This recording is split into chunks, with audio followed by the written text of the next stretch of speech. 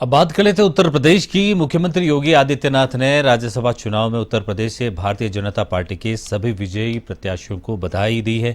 अपने social media account x पर मुख्यमंत्री योगी आदित्यनाथ ने लिखा है कि उत्तर प्रदेश से राज्यसभा के चुनाव में विजयी होने वाले भारतीय जनता पार्टी के सभी सम्मानित प्रत्याशियों को हार्दिक बधाई और उन्हें पूर्ण विश्वास है कि प्रधानमंत्री नरेंद्र मोदी के नेतृत्व में आप सभी अंत्योदय के प्रण और विकसित भारत के संकल्प की सिद्धि में सहायक होंगे।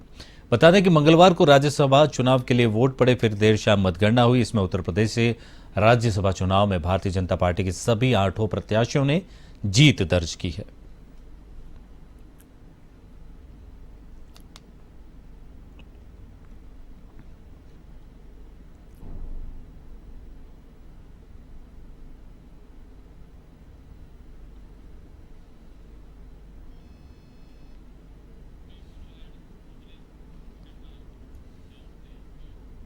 और इस खबर पर और ज्यादा अपडेट के लिए सीधा रुख करते उत्तर प्रदेश का जाए। उत्तर प्रदेश ब्यूरो हेड अम्बरीश सिंह हमारे साथ मौजूद हैं। जी अम्बरीश, लोकसभा चुनाव का आगाज बिगुल बज चुका और एक जिस तरह से यूपी में राज्यसभा चुनाव में भारतीय जनता पार्टी ने एक बहुत ही अच्छा संकेत दिया है, तो अभी बधाई के बाद अभी क्या राजनीतिक ताजा हालात है उत्तर प्रदेश में?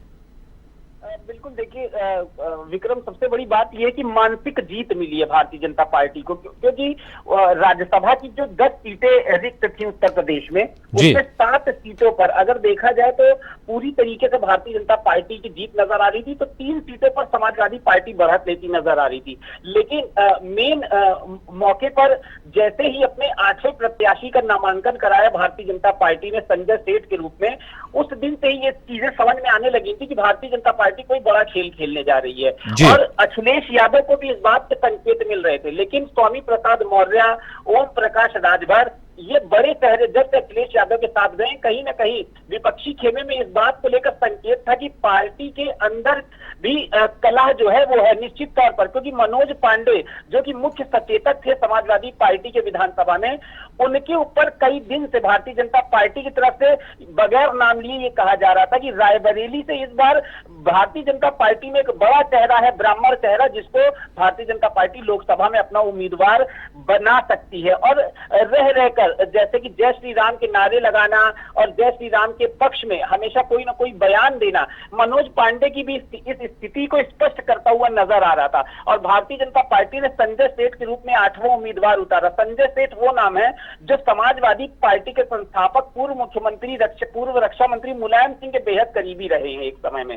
संजय सेठ 2012 से 17 का जब अखिलेश यादव की सरकार हुआ करती थी, उस समय भी संजय सेठ बहुत समाजवादी पार्टी में अखिलेश यादव के भी बेहद करीबी थे, लेकिन 2016 में समाजवादी पार्टी छोड़कर भारतीय जनता पार्टी में आए थे। और इस दौरान जब 2024 के राज्यसभा चुनाव में संजय सेठ ने भारतीय जनता पार्टी के अलाकमान से इस बात को लेकर ये स्पष्ट किया था कि आप मगर मुझे प्रत्याशी के रूप में उतारेंगे तो समाजवादी पार्टी के अंदर मैं कुछ ऐसे विधायक हैं जिनको क्रॉस वोटिंग के लिए मना लूंगा। और भारतीय जनता पार्टी ने उसी रणनीति पर काम किया और संजय सेठ को उम्मीदवार बनाया। उसके बाद राजा भैया हो और चाहे फिर पार्टी के ही राकेश प्रताप सिंह हो या राकेश पांडे जैसे बड़े चेहरे हो, इन्होंने अपनी क्रॉस वोटिंग जो है वो कर दी भारतीय जनता पार्टी के उम्मीदवार के रूप में। और आलोक रंजन पूर्व आईएएस, जिनको तीसरा उम्मीदवार भारतीय जनता पार्टी ने बनाया था, उनको मात्र 19 वोट मिले और वो चुनाव हार गए। लेकिन यहाँ पे स्थिति अब स्पष्ट होने वाली बात यह है कि भारतीय जनता पार्टी ने लोकसभा चुनावों को लेकर कल एक बड़ी बैठक दिल्ली के अंदर रखी है। मुख्यमंत्री योगी आदित्यनाथ को इस पूरी रणनीति के तहत कप्तानी दी गई है, लेकिन बैजयंत पांड्या, जिनको उत्तर प्रदेश का लोकसभा का प्रभारी बनाया गया, उनसे भी अब आगे की राय ली जाएगी। और कल एक बड़ी मीटिंग जो उत्तर प्रदेश के अंदर, उत्तर प्रदेश में लोकसभा चुनाव को लेकर उत्तर प्रदेश की जो एक बैठक है, उसमें पूर्ण रूप से अगर देखा जाए तो भूपेन्द्र चौधरी प्रदेश अध्यक्ष रहेंगे, केशव प्रसाद मौर्य, ब्रिजेश पाठक दोनों डिप्टी सीएम और योगी आदित्यनाथ के साथ रहेंगे। लेकिन आदित्यनाथ को कल योगी आदित्यनाथ को एक नई भूमिका जो है लोकसभा चुनाव के रूप में दी जा सकती है, क्योंकि आज की जो राज्यसभा की जो कल की कप्तानी थी उसको बेहद शानदार तरीके से योगी आदित्यनाथ ने सीएम के रूप में निभाया। और आगे भी इस तरीके से, जिस तरीके से लगातार बैक टू बैक चुनाव 2014 के बाद से भारतीय जनता पार्टी जीतती आ रही है, 2024 को एक कैसे नए तरीके से इस चुनाव को जीते उस पर भी कल एक बड़ी बैठक होगी। देखिए फिलहाल योगी आदित्यनाथ ने अपने सभी 8 राज्यसभा जो सांसद चुने गए हैं उनको बधाई दी है। विक्रम।